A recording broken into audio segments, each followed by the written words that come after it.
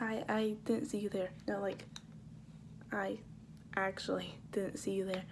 Let me properly introduce myself. My name is Kelly Bailey, and today we are going to be talking about the laws and legislations of service dogs.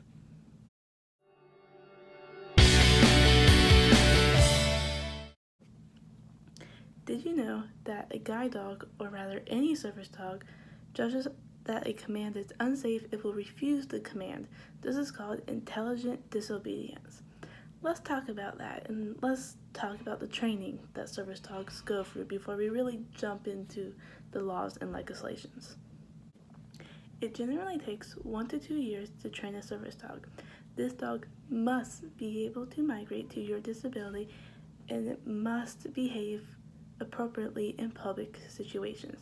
It is also your responsibility before you receive a service dog to be able to know the laws that are applicable to where you live.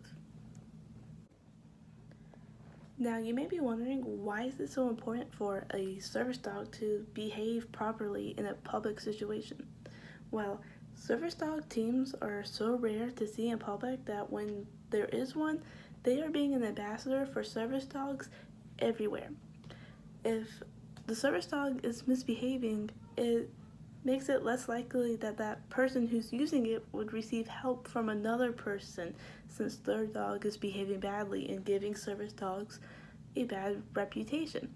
This is why their training in public places are so important, because if they go crazy and mess up, they're going to ruin it for their owner. So what are some things that service dogs should never do? The dog should never show aggressive behaviors towards people or other animals while in public. They should never be begging for food or pets from other people. They should never be sniffing merchandise or people or intruding into other people's personal space.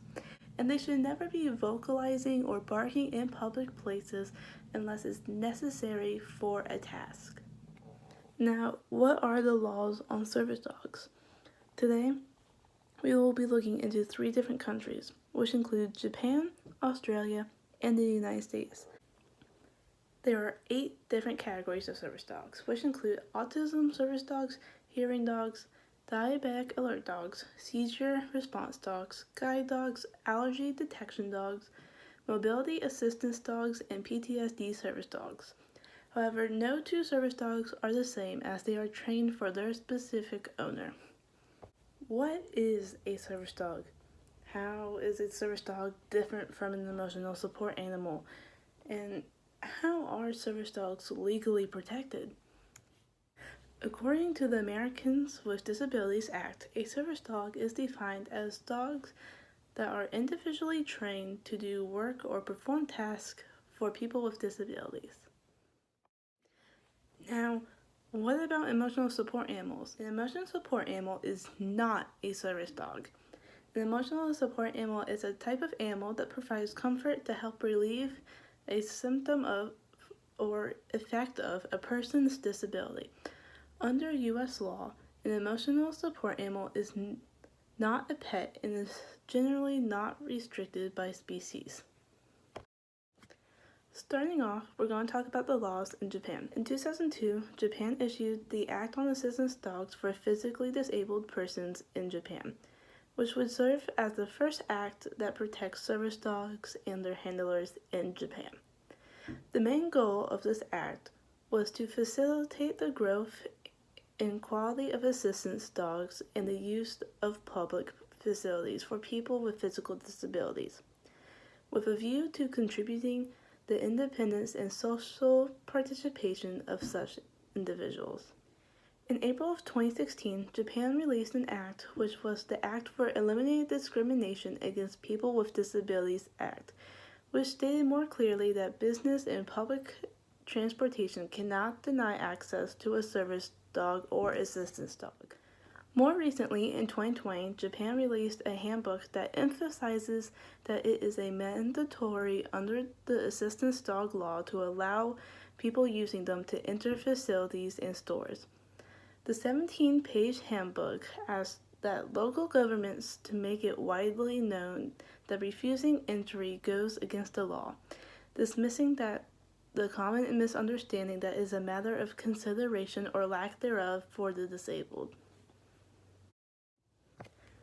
So now let's talk about Australia. In 1992, the Australian Human Rights Commission published the Assistance Animals in the Disability Discrimination Act, which is more commonly known as the DDA.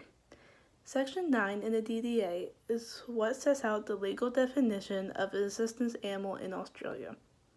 Section 9 states that an assistance animal is trained to assist a person with a disability to alleviate the effects of their disability and meet standards of hygiene and behavior that are appropriate for an animal in a public place. In the different states of Australia, there are different laws. For example, in the state of Victoria, an assistance animal pass is required and issued by Public Transport Victoria, permitting assistance animals to travel on public transport. This pass is valid for 3 years before having to get a new one, whereas in New South Wales, an assistance animal permit is required for access to public transportation. However, guide dogs and hearing dogs do not require a permit, and the permit must be renewed annually. Now, let's talk about the United States. The Americans with Disabilities Act is the current standing law in the United States for people with disabilities. Under it is where you can find the laws on service dogs. The ADA states that state and local governments, businesses, and nonprofit organizations that serve the public generally must allow service animals to accompany people with disabilities in all areas of the facility where the public is allowed to go. Denying a service dog access to public place is breaking the federal law. Companies and businesses such as hotels also can't charge a service dog as they would a pet for being in the hotel. The Americans with Disabilities Act was passed by President George H.W. Bush and is claimed to be one of America's most comprehensive pieces of civil rights legislation that prohibits discrimination and guarantees that people with disabilities have the same opportunities as everyone else to participate in the mainstream of American life.